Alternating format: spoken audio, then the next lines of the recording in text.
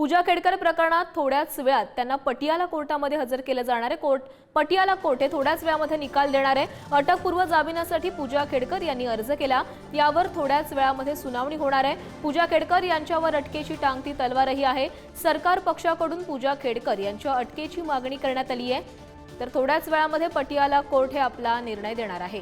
तर या संदर्भात अधिक माहिती देतात आमचे प्रतिनिधी शिवाजी काळे। शिवाजी, पूजा खेडकर यांच्यावर अटकेची टांगती तलवार आहे। जर आज कोर्टाने त्यांचा जामीन अर्ज फेटाळला तर त्यांना अटक होऊ शकते, काय अधिकची माहिती आहे?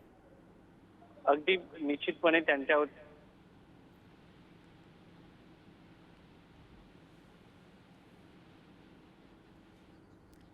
तर काही तांत्रिक कारणास्तव त्यांचा आवाज आपल्यापर्यंत पोहोचत नाही। आपण बातमी बघतोय, पूजा खेडकरांवर अटकेची टांगती तलवार आहे। थोड्याच वेळामध्ये पटियाला कोर्टात सुनावणी पार पडणार आहे आणि पटियाला कोर्ट त्यांच्या जामीन अर्जावर निर्णय देणार आहे। जर पटियाला कोर्टाने पूजा खेडकर यांचा जामीन अर्ज फेटाळला तर त्यांना अटक होऊ शकते।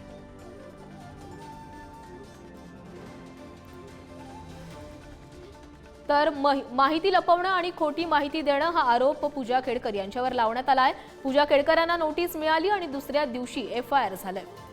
पूजा खेडकरांच्या वकिलांनी हा युक्तिवाद केलेला आहे। पूजा खेडकरांच्या कस्टोडियल चौकशीची गरज काय, तसंच पूजा खेडकर यांनी लैंगिक छळाची तक्रार दाखल केल्यानं त्यांच्या विरोधात हे सर्व आरोप केले आहेत, असा युक्तिवाद त्यांच्या वकिलांनी केला आहे।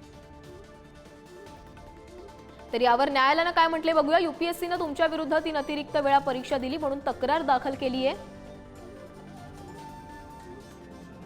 तुम्हाला उच्च न्यायालयाने यासाठी तुम्हाला परवानगी दिली होती, तुम्ही आम्हाला आदेश दाखवा, असं देखील न्यायालयाने म्हटले। आपण पुन्हा एकदा आमचे प्रतिनिधी शिवाजी काळे यांच्याकडे जाणार आहोत। शिवाजी, या संदर्भातली अपडेट्स द्याल?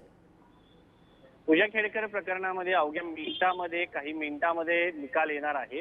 पूजा खेडकर यांना बेल की जेल याचा फैसला थोड्याच वेळात पटियाला कोर्टामध्ये होणार आहे आणि या पटियाला कोर्टामधून नक्की आज जर साधारण 4 वाजता निकाल आला तर त्याच्यानंतर त्यांना हायकोर्टामध्ये अपील करण्याचा परवानगी असेल। मात्र साधारणपणे जी माहिती मिळते त्यानुसार त्यांना बेल मिळण्याची शक्यता कमी आहे, कारण त्यांनी फ्रॉड केल्याचं यूपीएससीने स्पष्टपणे सांगितलेलं आहे। दुसरा मुद्दा आहे, यूपीएससीने त्यांची उमेदवारी देखील रद्द केली आहे आणि भविष्यात कुठलाही पेपर त्यांना देता येणार नाही, अटेम्प्ट देता येणार नाही, हे देखील स्पष्ट केलं आहे।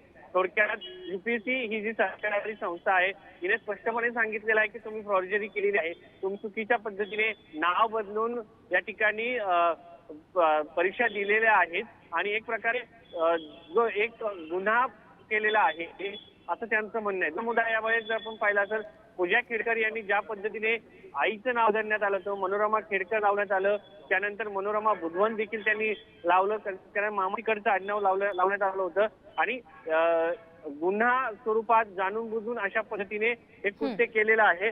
जास्त अटेम्प्ट करण्यासाठी ही कृती त्यांनी केली असल्याचं त्या ठिकाणी म्हटलेलं आहे। त्यामुळे जर आपण पाहिलं तर आजचे कोर्ट त्या सगळ्या गुन्ह्याच्या संदर्भात काही शिक्षा सुनावतंय का हे देखील पाहणं महत्त्वाचं आहे। आणि कालच्या जर सुनावणीचा आपण दाखला पाहिला, त्यांचं म्हणणं होतं की आमचा अधिकारी व्यक्ती जो आहे तो प्रोबेशनल ऑफिसर आहे आणि प्रोबेशनल ऑफिसरवरती अशा पद्धतीने तुम्ही त्यांना अटक करू शकत नाही। मला आजच्या घडीला पूजा खेडकर ह्या अधिकारी देखील राहिलेले नाहीये, त्यामुळे त्यांना अटक होण्याची शक्यता अधिक आहे आणि अशा प्रकारे भविष्यामध्ये कोणीही नक्की शिवाजी, तर पटियाला कोर्ट नेमकं काय निकाल देतं याकडे आता संपूर्ण देशाचं लक्ष लागलेलं आहे। धन्यवाद तुम्ही दिलेल्या माहितीसाठी।